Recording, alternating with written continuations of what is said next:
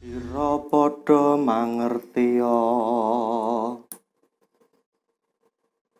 lamun urip ana jaman saiki.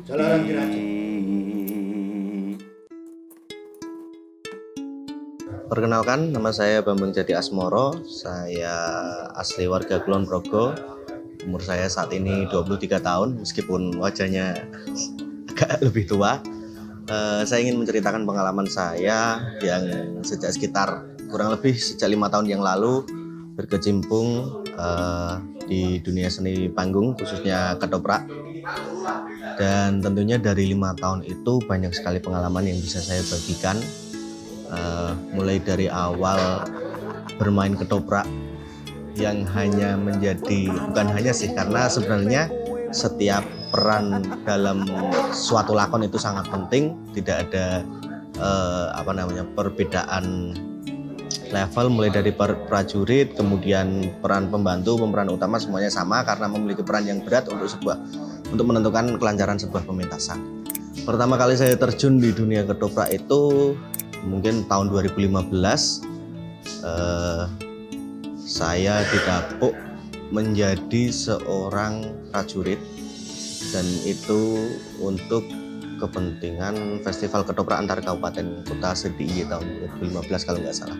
Terus kemudian di situ mulai banyak berkenalan dengan pemain-pemain ketoprak, baik itu yang ada di Kulon Progo dan juga di DIY.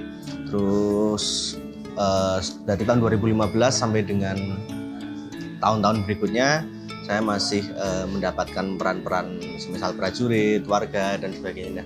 Baru pada tahun 2018 kalau tidak salah, saat itu Kabupaten Kulon Progo juga akan mengikuti Festival Ketoprak Antar Kabupaten Kota se-DIY tahun 2018. Di situ memainkan naskah dari Pak Bondan Nusantara, Maestro Ketoprak DIY, dengan judul Kamulyan Nggawa Korban, yang menceritakan soal rencana balas dendam Joko Tingkir kepada Kesultanan Demak. Nah, di situ adalah salah satu titik balik saya khususnya di dunia ketoprak, karena dari tahun-tahun sebelumnya yang hanya mendapatkan peran prajurit, dipercaya untuk mendapatkan peran prajurit, di tahun itu saya dipercaya untuk menjadi pemeran pembantu pria, memerankan Probo Semi. Di situ banyak sekali tantangan, mulai dari penghafalan dialog yang otomatis akan lebih banyak porsinya, terus kemudian gestur, gimmick, terus macam-macam. Nah, di situ Pak Bondan Nusantara memberikan kesempatan bagi saya untuk menjadi pemeran pembantu pria, dan ketika itu saya masuk dalam nominasi pemeran pembantu pria terbaik tahun 2018, tapi ya hanya sekedar nominasi, bukan peraih penghargaannya. Nah, kemudian dari itu 2018, kemudian 2019 saya justru dipercaya. Pada tahun 2018 kemarin itu, ketika itu Kulon Progo berhasil memboyong Piala Juara 1 Festival Ketoprak Antar Kabupaten Kota se-DIY. Terus kemudian di tahun 2019 masih di ajang yang sama, Festival Ketoprak Antar Kabupaten Kota se-DIY, saya dipercaya untuk menjadi penulis naskah, dan itu juga salah satu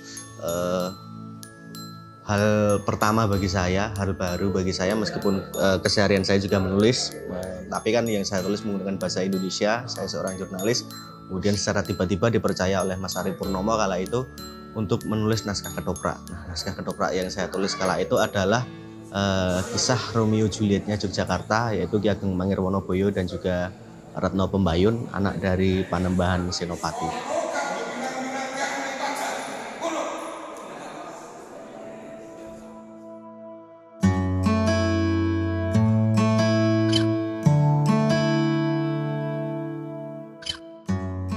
Kemudian dari pengalaman tahun 2019 yang dipercaya menulis naskah dengan latar belakang Ki Ageng Mangirwonoboyo, saya memutuskan bahwa ketoprak ini adalah salah satu dunia yang saya cintai, salah satu bidang yang saya cintai, karena dari ketoprak saya belajar banyak hal, mulai dari pemeranan, kemudian tata bahasa, dan tradisi yang ada di dalam ketoprak. Karena Yang namanya ketoprak itu selain mengajarkan soal peran, naskah dan sebagainya, juga mengajarkan soal unggah-ungguh atau tata krama yang harus diikuti oleh para pemainnya. Kemudian selain itu juga dari ketoprak saya mengakui bahwa saya belajar banyak hal tentang hidup, mulai dari perjuangan, karena yang namanya pementasan ketoprak tidak hanya melulu soal bayaran, tapi juga soal kebersamaan, solidaritas, bagaimana sebuah proses mulai dari latihan yang mungkin pemain yang satu dengan pemain yang lainnya tidak saling kenal menjadi saling kenal, berjuang bersama-sama, kadang latihan mulai dari jam 7 malam sampai jam 2 dini hari hanya untuk melancarkan sebuah pementasan, apalagi kalau itu ajangnya festival. Kemudian dari ketoprak itu juga membawa saya terjun ke dunia bidang yang lain, mulai dari teater, terus kemudian film, yang kebetulan tahun ini saya diberi kesempatan oleh Dinas Kebudayaan Kulon Progo untuk menyutradarai film komedi berjudul Bumun, yang insya Allah akan diikutkan di beberapa festival film yang ada di Indonesia. Terus bersama dengan teman-teman sinias Kulon Progo yang tidak sedikit, yang semua juga berasal dari ketoprak. Ada sutradara seperti Mas Ponang, terus kemudian Mas Gagat dan sebagainya. Nah, dari ketoprak itu yang mungkin dianggap teman-teman yang seumuran saya menjadi suatu hal yang tidak menarik, sesuatu hal yang membosankan, saya bersama dengan teman-teman pelaku ketoprak DIY yang tergabung di dalam tim pengembangan ketoprak dan juga Sineprak mencoba untuk menggebu, mendobrak hal baru tentang bagaimana caranya membuat anak-anak muda tertarik dengan ketoprak, mulai dari membuat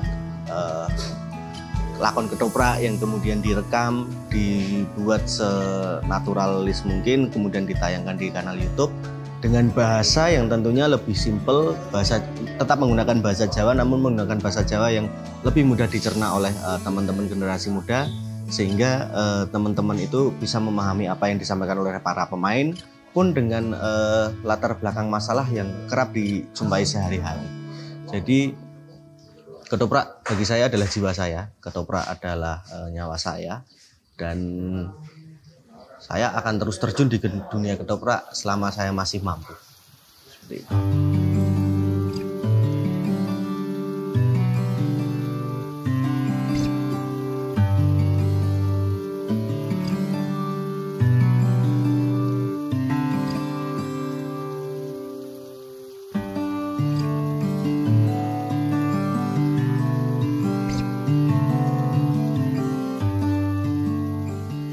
Sebenarnya kalau ditanya soal lebih asik mana menulis atau berada di depan panggung, setiap hal itu memiliki keasikan tersendiri. Semisal menulis, kita bisa menuangkan kreativitas seliar mungkin, sesuai dengan imajinasi yang kita bayangkan. Semisal ketika saya kemarin dipercaya untuk menulis lakon ketoprak Ki Ageng Mangir, yang mana kalau orang-orang di wilayah Mangir sana percaya kalau yang dibenturkan kepalanya oleh Panembahan Senopati di Watu Gilang atau singgasana Panembahan Senopati kala itu adalah Ki Ageng Mangir. Nah, di lakon yang saya tulis bersama dengan teman-teman, yang dibenturkan kepalanya di Watu Gilang itu bukan Ki Ageng Mangir, tapi Baru Glinding. Baru Glinding itu adalah kakak Ki Ageng Mangir, beda ibu, yang itu mungkin juga fiktif karena kecintaannya Baru Glinding dengan Pertikan Mangir, sehingga Ki Ageng Mangir tetap di Mangir, kemudian Baru Glinding yang sowan ke Mataram, kemudian dibenturkan ke Watu Gilang.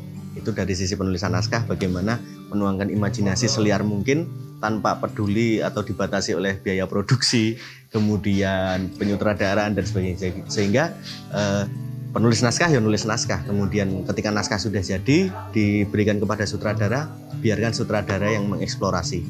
Terus kemudian ketika menjadi seorang pemeran atau pemain ketoprak juga memiliki keasikan sendiri, di mana pada lakon-lakon tertentu kita dituntut untuk menjadi karakter yang bukan diri kita. Semisal beberapa kali saya didapuk peran untuk menjadi Panembahan Senopati, yang kemudian padahal biasanya saya mendapat peran-peran yang agak berasa, agak garang, kemudian dituntut untuk menjadi Panembahan Senopati dengan sosok yang menep, yang bijaksana, yang dia adalah seorang raja pertama Mataram Islam, dengan berbagai pertimbangan, dengan berbagai kecerdasannya, saya dituntut untuk memerankan itu, dan itu sebuah tantangan. Nah kemudian pada suatu lakon juga, di salah satu lakon saya juga dituntut untuk memerankan satu peran tapi dengan 3 karakter tokoh yang berbeda, yang mana pada adegan awal dituntut untuk menjadi seorang yang berasa, beringas, kemudian di pertengahan dituntut untuk menjadi orang yang menep, bijaksana, hingga pada akhirnya di akhir dituntut untuk menjadi seorang pendito yang lebih menep lagi daripada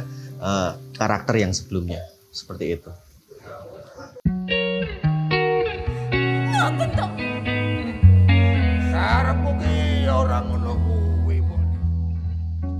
Ketoprak menjadi jembatan bagi saya untuk mengenal hal-hal baru yang sebelumnya tidak saya ketahui.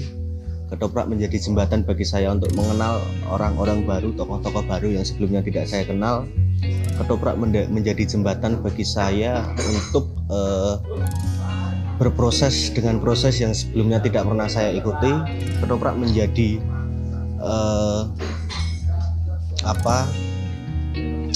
pelajaran tersendiri bagi saya, dan ketoprak akan menjadi jalan hidup saya.